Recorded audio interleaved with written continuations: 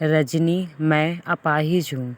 मेरे ऊपर सब हंसते थे। इससे कौन शादी करेगा? मेरे साथ जो हुआ। कोमल और राजवीर की एक बेटी थी रजनी। रजनी को बचपन से ही पैर में दिक्कत थी। वह चल नहीं पाती थी। वह एक पैर से अपाहिज थी। सब लोग उसे दया करके रजनी को देखते थे और अपने माँ बाप की बहुत लाडली थी। उसकी आंखों में कभी आंसू नहीं आने देते थे उसके मम्मी पापा। रजनी अपाहिज जरूर थी, लेकिन कभी अपने कामों में एक नंबर थी। स्कूल में भी वह सभी टीचर के प्रिय थी। एक दिन कोमल बोली, रजनी सुनो जी, सरिता की 11वीं पास हो गई है। हमारी बेटी दिव्यांग है। इसके लिए भी ऐसा ही लड़का ढूंढना होगा। लगता है उसकी शादी करने में बहुत मुश्किल आएगी, इसलिए अभी से लड़का ढूंढना शुरू कर दो। राजवीर, हाँ कोमल सही कह रही हो। सविता, कितनी सुंदर और सर्वगुण संपन्न है, लेकिन पैर के वजह से मेरी बेटी की ज़िंदगी खराब हो गई। रजनी ने अपने माँ और बापू जी से बात सुन ली और पास आकर बोली, रजनी बाबूजी, क्या मैं आप सब पर बोझ हूँ? मेरा पैर खराब है, इसका मतलब यह तो नहीं मैं किसी पर बोझ रहूँगी। फिर कैसे हुई मेरी ज़िंदगी खराब? कोमल, मन छोटा मत कर बेटी। किसने कहा कि तू बोझ है? तू तो हमारी आंखों का तारा है, जान का टुकड़ा है। रजनी, माँ मैं पढ़ाई के साथ साथ कुछ करना भी चाहती हूँ, जिससे मैं खुद पर निर्भर रह सकूँ। इधर सविता की पढ़ाई पूरी हो गई और उधर राजवीर रजनी के लिए लड़का ढूंढने लगा। रजनी के लिए राहुल का रिश्ता आया। राहुल कंपनी में काम करता था।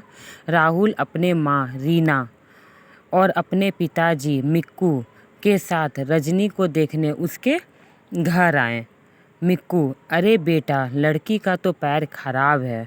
राहुल, पिताजी, अगर मैं दिव्यांग लड़की से शादी करूंगा तो मुझे किसी का जीवन संभालने का सौभाग्य मिलेगा। रीना, बेटा तेरी जिंदगी है, तू ही फैसला कर और सोच समझ के करना। राहुल, देखिए रजनी जी, मैंने आपकी जितनी तारीफ सुनी है, मैं खुद को आपसे मिलने से रोक नहीं पाया।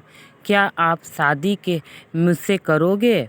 रजनी, पर राहुल जी, मैं एक अपाहिज लड़की हूँ और आप पुण्य संपूर्ण रूप से स्वस्थ हैं। क्या आप एक अपाहिज लड़की को स्वीकार करेंगे?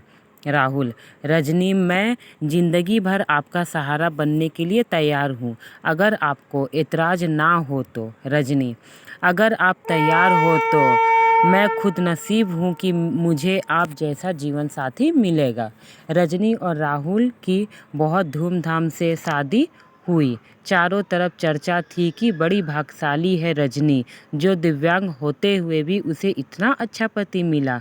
रीना, बहू आज तुम्हारा पहला दिन है, इतनी जल्दी कैसे उठ गई? आराम से उठ जाती। रजनी, माँ मुझे जल्दी उठने की आदत है, मैंने नाश्ता बना दिया है, आप सब लोग नाश्ता कर लीजिए। रीना हैरान थी कि एक पैर खराब होते हुए भी सुबह उठकर नाश्ता भी बना दिया। इसी तरह रजनी ने थोड़े ही दिनों में सारे जिम्मेदारी अपने ऊपर ले लिए। रजनी से सभी बहुत ज़्यादा खुश थे। रीना, राहुल, तेरी बीवी लाखों में नहीं करोड़ों में एक है। मैं तो डरती थी कहीं ऐसा ना हो कि एक दिव्यांग लड़की से शादी करके कहीं मेरे बेटे की ज़िंदगी खराब ना हो जाए। राहुल, माँ मेरा फैसला अभी गलत नहीं हो सकता। आपसे एक बात कह रहा हूँ कि अगर मुझे कुछ हो जाए तो रजनी को अपने बेटी की तरह रखना। रीना, चल पागल, ऐसा नहीं बोलते, वह अभी भी मेरी बेटी ही है। और अगले ही दिन उसकी खुशियों को जैसे किसी की नज़र लग गई। राहुल की कंपनी में जहरीले गैस लीक हो जाने से कई लोगों की मौत हो गई, जिसमें राहुल भी शामिल था। जब यह खबर राहुल के घर पहुंचा, तब घर में हाहाकार मच गया, लेकिन रजनी तो जैसे पत्थर सी हो गई। वह खामोश थी, उसकी आंखों में आंसू नहीं थे। वह रो क्यों नहीं रही? सभी लोग यही सोच रहे थे। रजनी की आंख फटी की फटी रह गई जब उसने राहुल को देखा। लोग बोले, बहू जरा रोना तो ज़रूरी है, ज़रा रो लो। तुम्हारा पति मर गया है, अगर नहीं रोगी तो पागल हो जाओगी। तू विधवा हो गई है, विधवा। इस तरह की बातें सोचकर रजनी फूट फूट कर रोने लगी। रजनी रोते हुए बोली, उठो राहुल, आंखें खोलो। मैं अकेली हूँ, किसके सहारे जीऊँगी? अभी तो मैंने तुम्हारे साथ कुछ ही दिन गुजारे थे, फिर मुझे अकेला छोड़कर क्यों चले गए? राहुल का अंतिम संस्कार हो गया और राहुल के अरमानों का भी।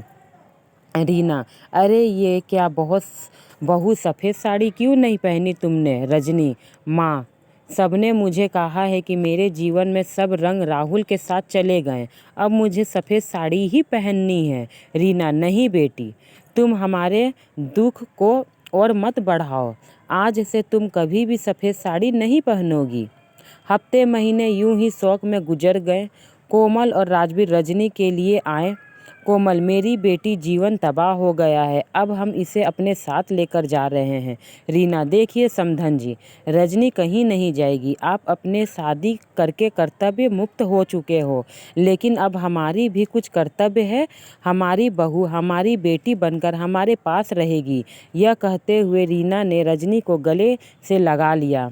राजवीर, हाँ समधी जी, रीना सही कह रही है। हम रजनी को आगे पढ़ाएंगे और किसी लायक बनाएंगे।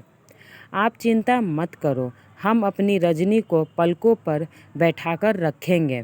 रजनी, माँ, बाबूजी, राहुल इनके इकलौते बेटे थे, अब वो नहीं रहे और इस हालत में मैं इन मम्मी पापा को छोड़ के चल जाऊँ, यह सही नहीं है।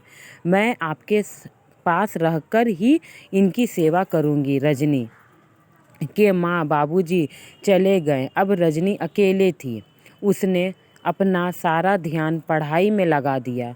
ऐसे ही उसकी मुलाकात गोपाल से हुई, जो समय समय पर रजनी की पढ़ाई में मदद करता था। गोपाल रजनी के ससुर के दोस्त का बेटा था। उसका काम के सिलसिले में राहुल के पिता के पास आना जाना लगा रहता था। गोपाल इंजीनियर था, बहुत अच्छा था देखने में। चारों तरफ औरत बातें बनाने लगी। एक औरत बोली, अरे देखो कैसी विधवा है, ये सफ़ेद साड़ी नहीं पहनती। पति का शायद इसे जरा भी दुख नहीं है। तो दूसरी बोली, बन संवर कर सज कर कॉलेज जाती है बेचारी रीना। और दूसरी औरत ने कहा, पहले इस लड़के का घर में आना जाना ठीक था, लेकिन अब राहुल नहीं है तो इसे जवान विधवा बहू के घर नहीं आना चाहिए। लेकिन रजनी को किसी की बातों से कोई फ़र्क नहीं पड़ता था, क्योंकि उसे सास ससुर उसके साथ थे। रजनी जब इतना अच्छी बहू के लिए लोगों को यह ताने सुनना था तो वो तड़प उठी और रोने लगती थी। रजनी ने अपने मेहनत से बीएड कर ली और विकलांग कोटे में वह एक शिक्षिका के रूप में आई। रीना, सुनो राहुल के पापा, हमारी रजनी अब एक टीचर बन गई है। लोग ना जाने उसे कैसे कैसे ताने देते हैं। हमें अब उसकी शादी कर देनी चाहिए। राजवीर, सही कह रही हो रीना, विधवा है, अनाथ नहीं। जो लोगों की उल्टी सीधी बातें सुनेगी, हम अपनी बहू की शादी धूमधाम से करेंगे।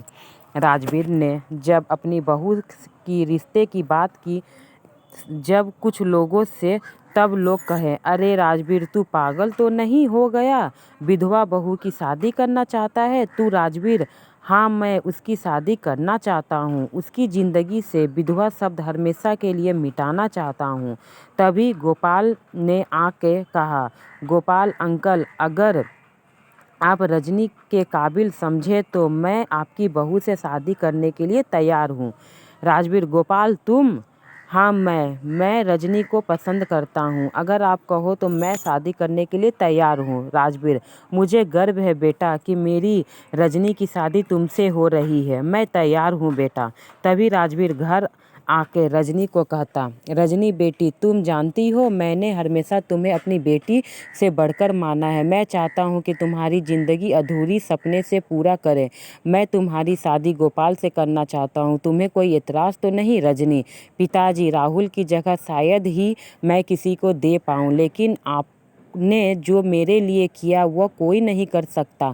आपका फैसला पे मैं तैयार हूँ। रजनी ने गोपाल से धूमधाम से शादी कर ली।